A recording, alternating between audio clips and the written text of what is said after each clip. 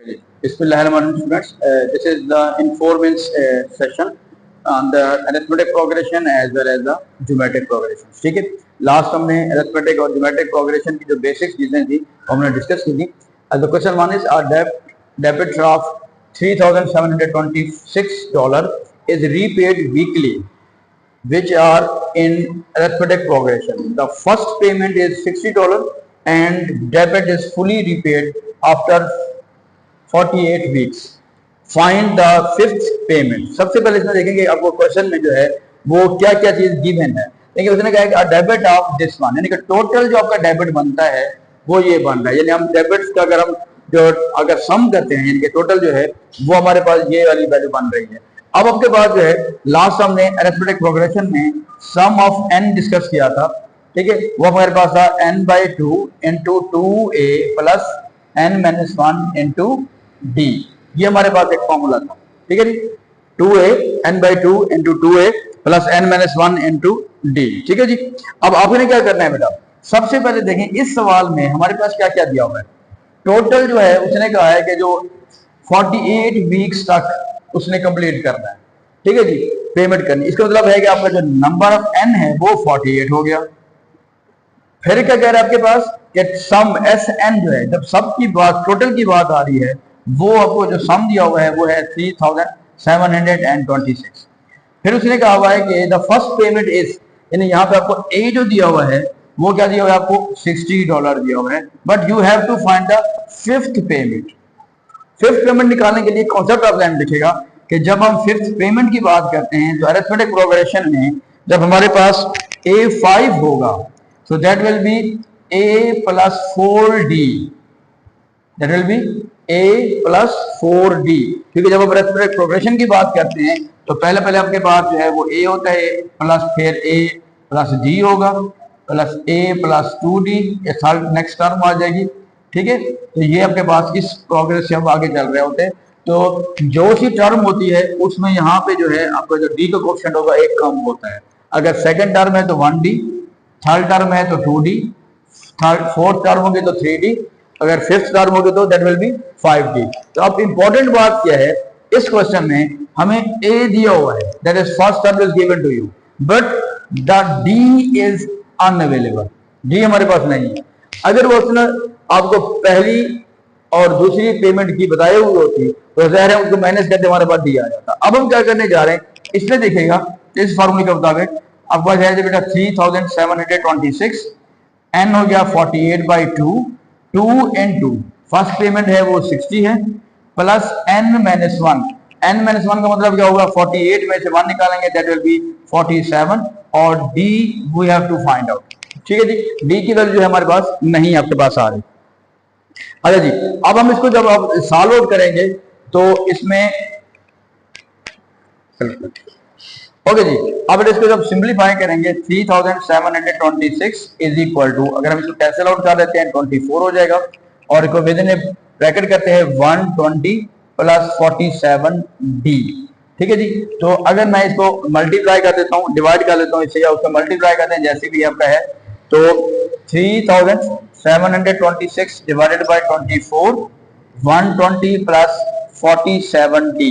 तो अगर हम इसको करते हैं जी 3726 और डिवाइडेड बाय 24 तो दैट विल गिव यू 1/3 आपके पास है 155.24 इज इक्वल टू, हमारे पास जो वैल्यू आपके पास आ रही है ठीक है जी वो है जी 120 प्लस 47d. अब हम इसको वैल्यू को जो है वो चेंज कर रहे हैं. यहाँ पे जब हम चेंज करेंगे तो that will be 155.24 minus 120 is equal to 47d. तो हमारे पास क्या आ रहा है बेटा, इसको माइनस करने के बाद आप 47 से डिवाइड कर दें. मैं इसको एग्जैक्ट ऐसे कंप्लीट कर रहा हूँ. तो the d which will be equal to minus 120 और डिवाइडेड बाय 47. ठीक है ना, जब इसको 47 से डिवाइड करें तो हमारे पास जो है d की वैल्यू आ रही है $0.75, क्योंकि ये डॉलर्स में चल रहा है तो $0.75 का जो है वो आपका डिफरेंस आता जा रहा है. But you have to find the fifth term. जब हम फिफ्थ टर्म निकालने जा रहे हैं तो इसने कहा था कि फिफ्थ पेमेंट निकालेगा, तो फिफ्थ पेमेंट का मतलब A5 is equal to A plus 4D। A हमारे पास जो है जो फर्स्ट पेमेंट थी वो $60 थी, और 4 इंटू उनका डिफरेंस आता जा रहा है, वो हर वीक जो है वो $0.75 का इजाफा होता जा रहा है। अब इसमें देखिएगा डिफरेंस इसमें बहुत कम आ रहा है। डिफरेंस कम की वजह ये भी हो सकती है क्योंकि जो आपने पेमेंट रीपेड करनी है वो पर वीक है, हर वीक में इजाफा होता जा रहा है। ठीक हो गया बेटा? तो जब इसको आप मल्टीप्लाई करेंगे तो दैट विल बी 60, इसको मैं ओवरऑल मल्टीप्लाई कर देता हूँ, 4 मल्टीप्लाई बाई 0.75 और इसको हम प्लस कर लें, दैट विल बी 60 से, तो दिस इज इनफैक्ट $63। तो हमारे पास जो फिफ्थ टर्म आपके पास आ रही है वो इसका मतलब है उसने $63 जो है वो उसने यहाँ पे देना है। ठीक हो गया? अच्छा, अब इसी के साथ एक मैंने क्वेश्चन नंबर एक और 2 लिखा हुआ था, तो वहां पे लिखेगा the find the sum of the to infinity of geometric progression whose first term is 6 and second term is 4। ठीक है जी?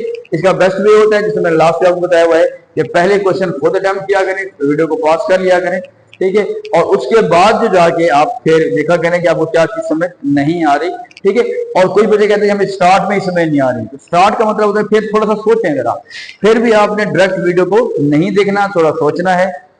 इवन आप 10 सेकंड भी सोचेंगे तो जब आप दोबारा देखेंगे करेंगे क्वेश्चंस को, फिर आपको जहन में रह जाएगी चाहिए मैं ये वाली बात। अगर आप विदाउट एनी थिंकिंग प्रोसेस जो है अगर आप कैरी ऑन करेंगे, बस आप नोट कर रहे होंगे लेकिन आपके दिमाग में वो चीज नहीं आ रही होगी।